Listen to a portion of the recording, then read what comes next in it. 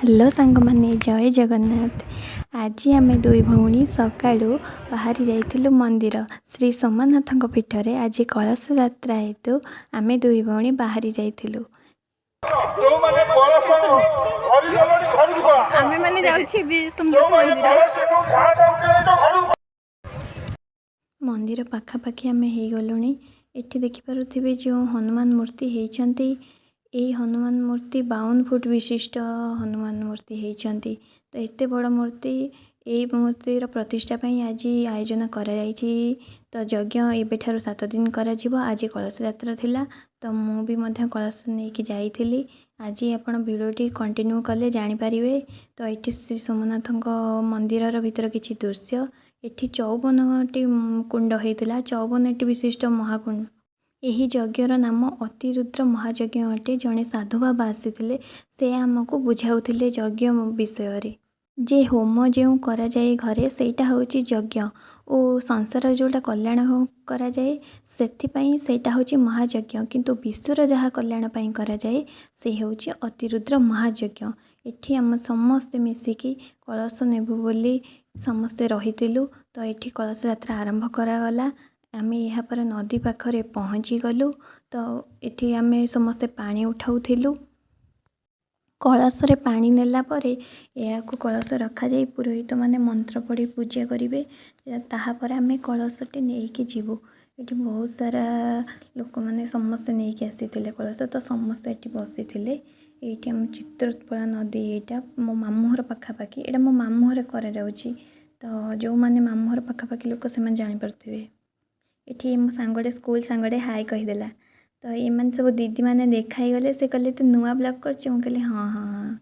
तो ये पूजा पूजी आरंभ हो जाइथिला। नना मंत्र पढ़िया स्टार्ट कर देइथिले।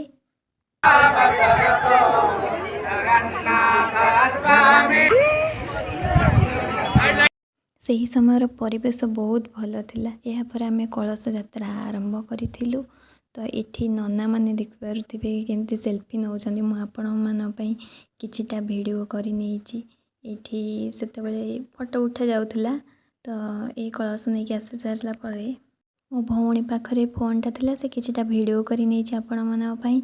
मु तो पछरे रही जाइथिली, तेणु मु आसिनी पूरा धीरे धीरे चली चली आसुथिली। यहाँ पर आम मंदिर में पहुँची थिलु।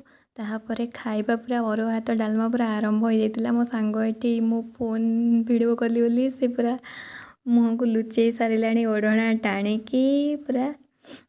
आउ गोटे जिनस मुझे आपण मानू देखेबी। आउ जड़े अच्छा जे कि खाई बसले से कि आपण मानू कहबी। आपण मैंने भिडियोटी कंटिन्यू करंतु देखिए। यहाँ पर आम आसिकी तो गोटे मलई खाऊ मात्र 10 टंका। गजाननं भूतं गणाधिसेवितं कपिध्वजं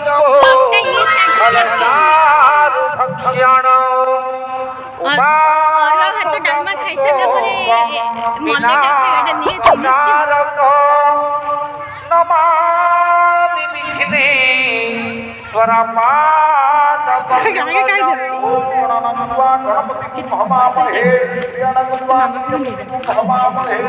देखो मो मामा दोपार माई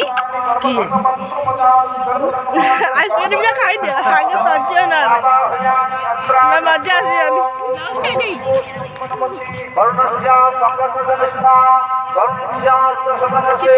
माई हमारा खाई वाले लगी जाती खाई न खाइले हबनी।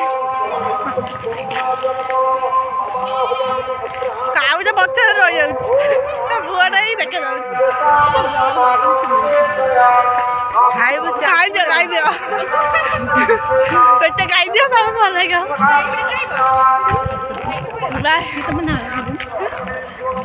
आम एने नाला बंधर अच्छु तापर चलु जीवु। एटा मामू हरु शॉर्टकट बाट।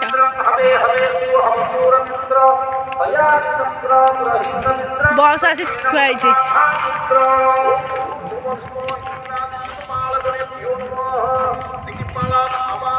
ଖାଇଦେ ଜଲ୍ଦି ଖାଇଦେ ମୁଁ ନହେଲେ ପାଣି ହେଇଯିବ प्राणच्छतो ओम जगद्ग्रामे जगरण्ये जगधाया